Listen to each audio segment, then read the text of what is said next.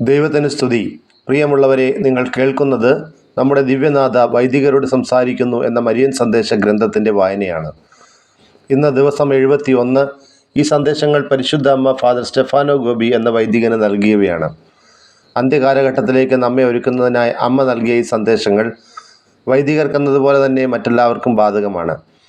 പരിശുദ്ധ അമ്മയുടെ ഈ സന്ദേശങ്ങൾ നിങ്ങൾക്ക് തുടർന്ന് ലഭിക്കണമെങ്കിൽ ദയവായി ഈ പേജ് സബ്സ്ക്രൈബ് ചെയ്യുക.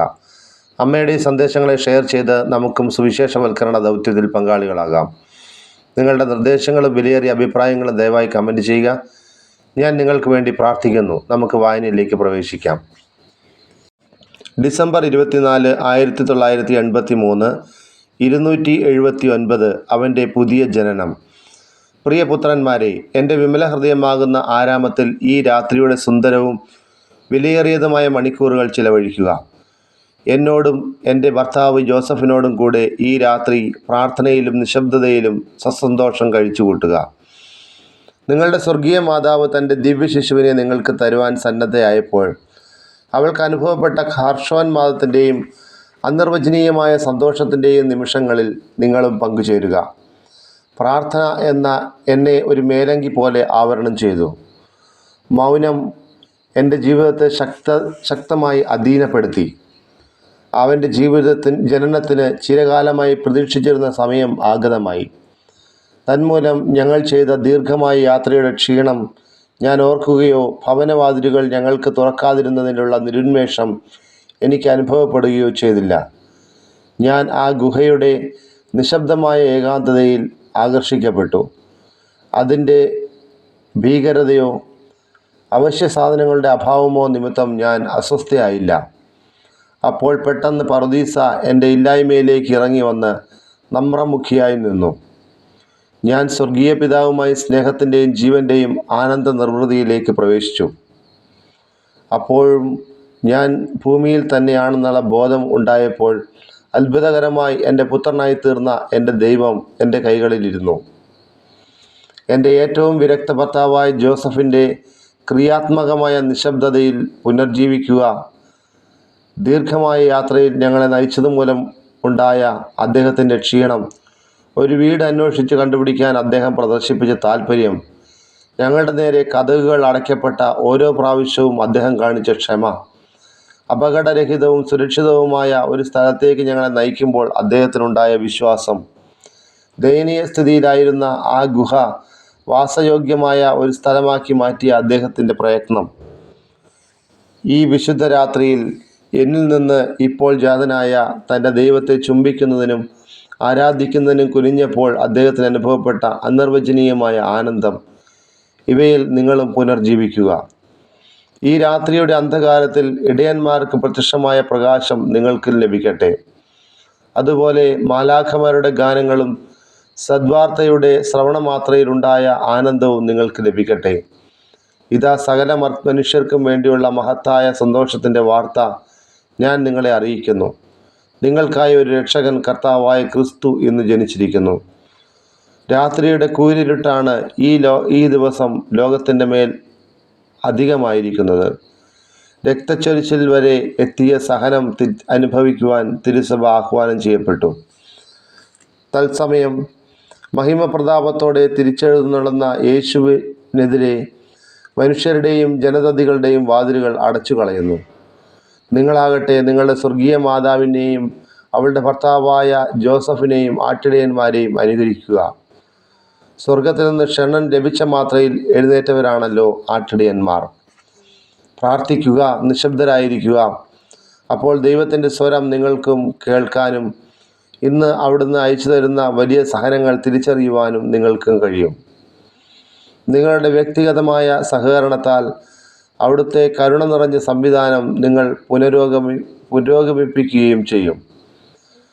വിശുദ്ധ ജോസഫിനെ പോലെ യേശുവിൻ്റെ സമീപസ്ഥമായ തിരിച്ചുവരവിന് ആവശ്യമായതെല്ലാം സശ്രദ്ധം സന്നദ്ധമാക്കുന്ന ജോലിയിൽ ഭക്തി പുരസ്സരം ഏർപ്പെടുക. അണഞ്ഞുപോയ വിളക്കുകൾ ഹൃദയത്തിൽ വീണ്ടും കത്തിക്കുക. കൃപാവരത്തിൻ്റെയും സ്നേഹത്തിനുമായി ആത്മാക്കളെ തുറന്നു കൊടുക്കുക. ആഗതമാകുന്ന ക്രിസ്തുവിന് പടിവാതിലുകൾ വിശാലമായി തുറന്നു കൊടുക്കുക.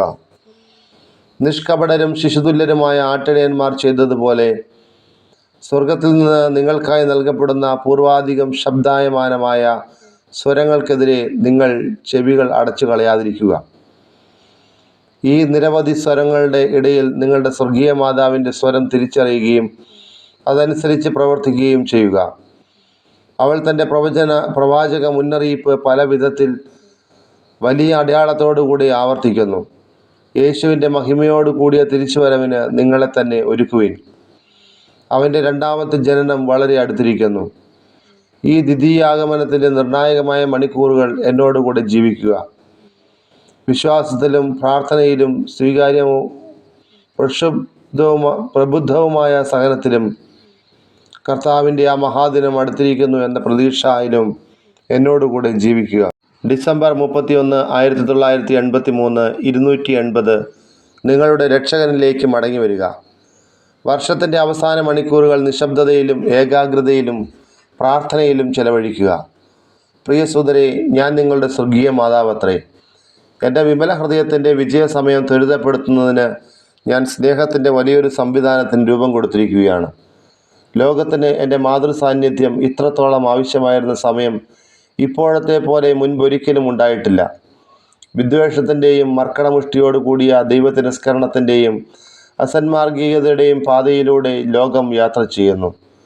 ദൈവകാരുണ്യം തുടർച്ചയായി ആഹ്വാനം നൽകിയിട്ടും മനുഷ്യർ അവയൊന്നും ചെവിക്കൊള്ളുന്നില്ല. കർത്താവ് അയക്കുന്ന അടയാളങ്ങൾ മനുഷ്യർ ഗ്രഹിക്കുകയും സ്വീകരിക്കുകയും ചെയ്യുന്നില്ല. നിങ്ങളെ അഭിമുഖീകരിക്കാൻ പോകുന്ന കൊടുങ്കാറ്റിനെ പറ്റി ധൈര്യത്തോടും ഉത്കണ്ഠയോടും കൂടെ മുന്നറിയിപ്പ് നൽകിക്കൊണ്ട് എൻ്റെ മാർപ്പാപ്പ അപകടങ്ങൾ ചൂണ്ടിക്കാണിച്ചിട്ടും അവയൊന്നും അവർ വിശ്വസിക്കുന്നില്ല.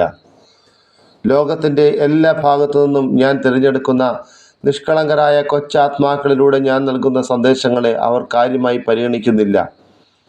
വിദൂരവും അപകടകരവുമായ സ്ഥലങ്ങളിൽ ഇക്കാലത്ത് ഞാൻ പലപ്പോഴും നൽകുന്ന ദർശനങ്ങൾ അവഗണിക്കപ്പെടുന്നു. തത്സമയം നിങ്ങൾ നാശത്തിൽ നിന്ന് ഇഞ്ചുകൾ മാത്രം അകലെയാണ്. എല്ലാവരും സമാധാനത്തിന് വേണ്ടി നിലവിളിക്കുമ്പോൾ പെട്ടെന്ന് വേറൊരു യുദ്ധം എല്ലായിടത്തും മരണവും നാശവും വ്യാപിപ്പിച്ചുകൊണ്ട് വന്നേക്കാം. പ്രശാന്തത, സുരക്ഷിതത്വം എന്നൊക്കെ അവർ പറഞ്ഞുകൊണ്ടിരിക്കുമ്പോൾ തന്നെ ജനതകളുടെയും വ്യക്തികളുടെയും ഏറ്റവും വലിയ തകിടം മറിച്ചിലുകൾ ആരംഭിച്ചെന്നു വരാം.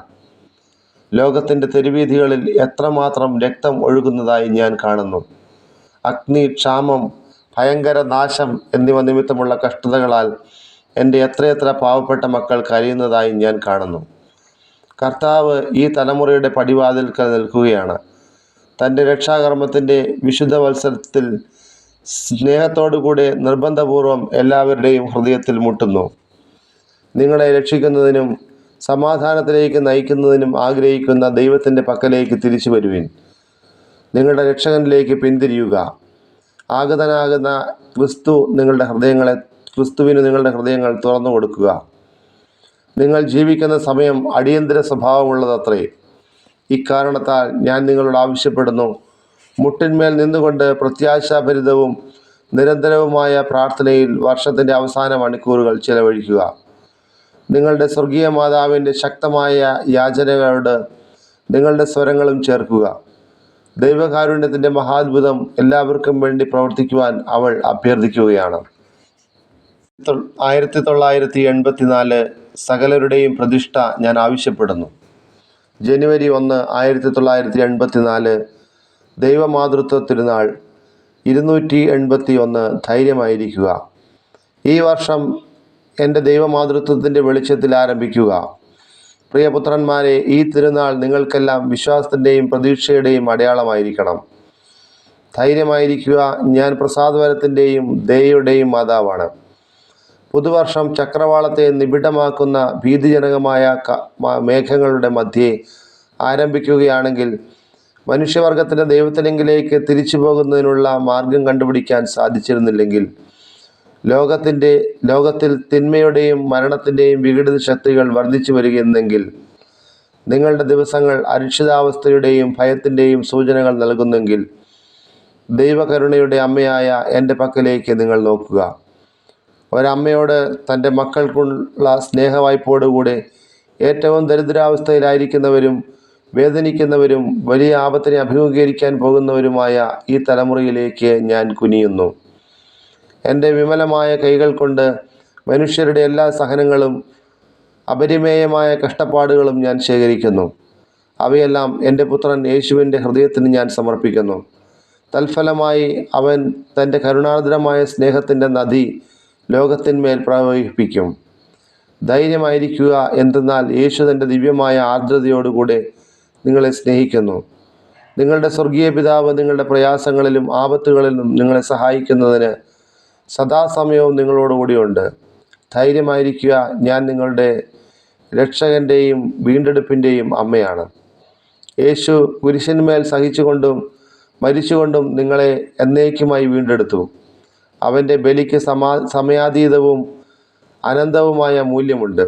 അവൻ്റെ രക്തം, മുറിവുകൾ, മരണവേദന, ക്രൂശ് മരണം ഇവയ്ക്ക് നിങ്ങളുടെ തലമുറകളെയും രക്ഷിക്കുവാനുള്ള മോചന മൂല്യമുണ്ട്. ഇപ്പോഴത്തെ തലമുറ അവനെ കൂടാതെ നാശത്തിലേക്ക് പോകുമായിരുന്നു.